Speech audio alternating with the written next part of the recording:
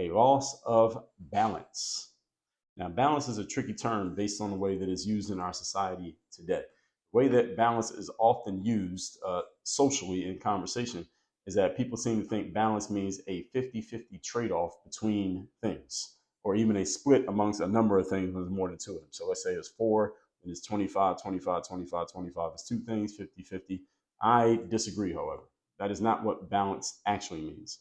Balance simply means that everything has to add up to 100. Right? That's all balance means. Balance means everything needs to add up the way it is supposed to. And let's see if we can get a definition of the word balance. I didn't look this up before, so I'm going to look it up here and let's see if my definition fits what the dictionary says. Now, this says balance says an even definition of balance is an even distribution of weight, enabling someone or something to remain upright and steady. So that's like the literal standing up balance. Then it says a condition in which different elements are equal or in the correct proportions. So it's basically giving you two options here. And this is the definition we're going to work off of. Again, it says a condition in which different elements are equal or in the correct proportions. So equal means 50-50. But the correct proportions, that introduces a relative term, which is correct.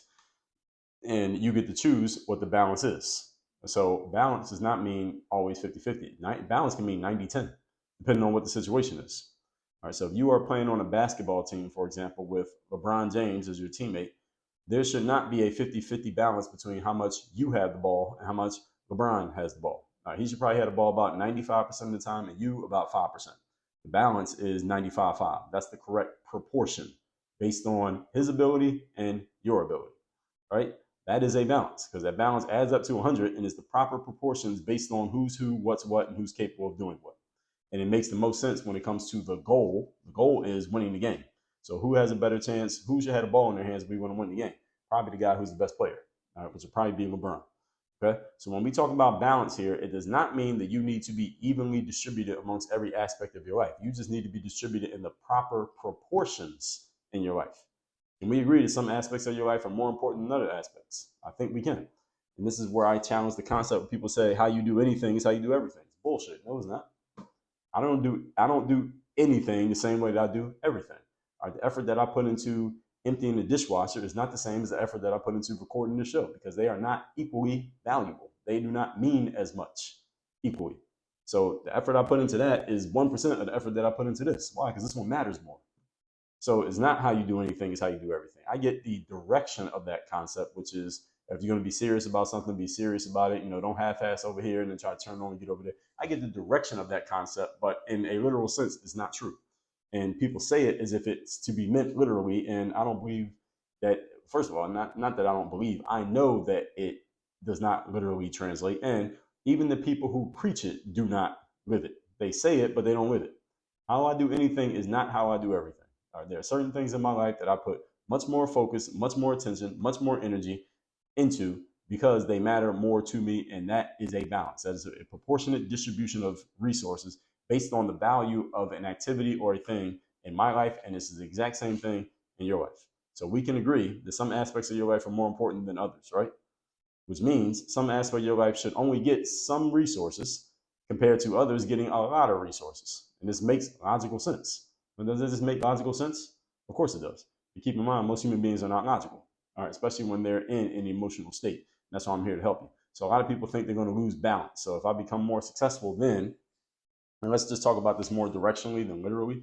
Some people will think something like, okay, for me to be more successful, I'm going to have to spend more time at work, which means maybe I'll spend less time with my significant other. Maybe I'm not going to the gym as much. I don't have as much time to hang out and relax. I can't spend as much time with my kids. Now, do those things happen? Oh, they absolutely do.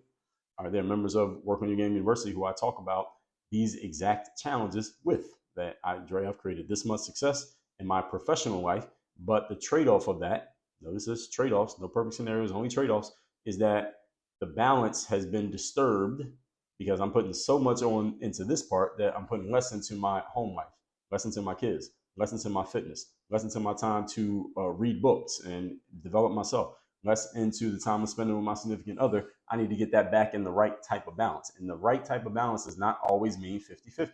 Right type of balance could be 75-25, but right now is about 95-5. Okay, so we got to shift things a little bit and we got to move 20% from here to there.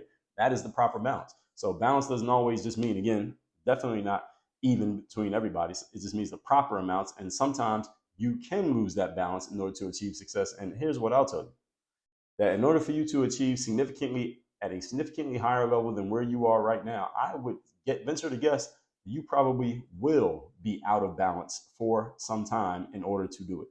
Because in order for you to get there, you're going to have to put more resources probably into what you have put into than what you're putting in right now. You'll have to, because that's the only way you're going to get to that level. And once you do that and you get to that level, now you can reshift. Once you get things kind of steady and you get things kind of normalized over in that area where you wanted to achieve, now you can kind of take a little bit back while still maintaining. But it takes some strategic planning and systemizations of what you're doing in order to do that. And it starts with having a mindset that it's okay for me to be a little bit out of balance, so to speak, in these areas for a while so that I can get here. Then once I get here, then we can shift everything back